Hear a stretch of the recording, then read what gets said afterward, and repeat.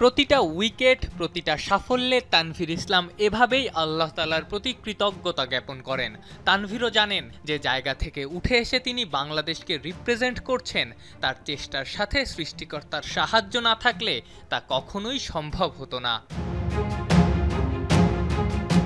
তানভীর উঠে এসেছেন বরিশাল জেলার প্রত্যন্ত এক গ্রাম থেকে, যে জেলায় ক্রিকেট লিগ হয় না ৮ বছর ধরে। বরিশাল বিভাগীয় দল থেকেও প্লেয়ার খুব বেশি আসে না। সেখান থেকে উঠে এসে ঘরোয়ায় টানা পারফর্ম করেই এই জায়গায়ই বাহাতি স্পিনার। ও দীর্ঘদিন ধরেই প্রিমিয়ার লিগে বা বিপিএলে পারফর্ম করে আসছে এবং শুধু ন্যাশনাল টিমে ছাড়াও সে কিন্তু এর আগে এ টিমে এইচপি টিমেও ছিলাম।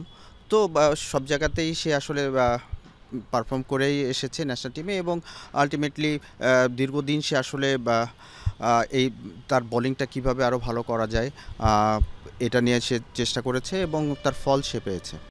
হারার আগে হারতে না চাওয়াই তানভীরের সবচেয়ে বড় শক্তি। প্রতিনিয়ত নিজেকে ছাড়িয়ে যেতে চান, যার প্রমাণ মিলেছে লঙ্কানদের বিপক্ষে দ্বিতীয় ওয়ানডেতেও।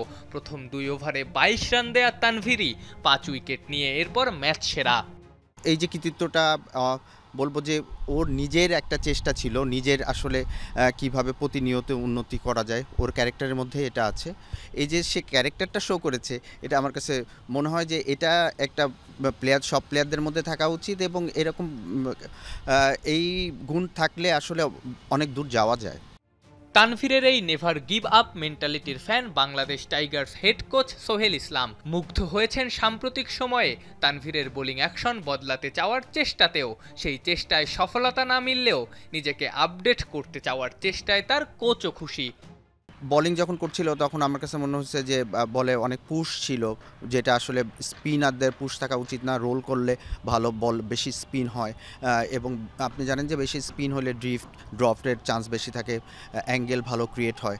যে এই পুশ থাকলে আসলে বল লেন্থও পিছনে চলে যায়, তো ব্যাটসম্যানদের জন্য ইজি পিক। তো এই জিনিসগুলো আসলে একটার সাথে একটা রিলেটেড।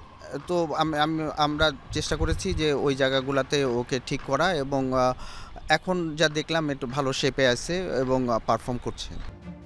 অ্যাকশন বদলে সফলতা না পাওয়ায় সোহেলের পরামর্শেই পরবর্তীতে নিজেকে শুধরে নেন তানভীর। পরের গল্প তো পুরো ক্রিকেট দুনিয়ায় দেখেছে। আফনান পিয়াল, যমুনা স্পোর্টস, ঢাকা।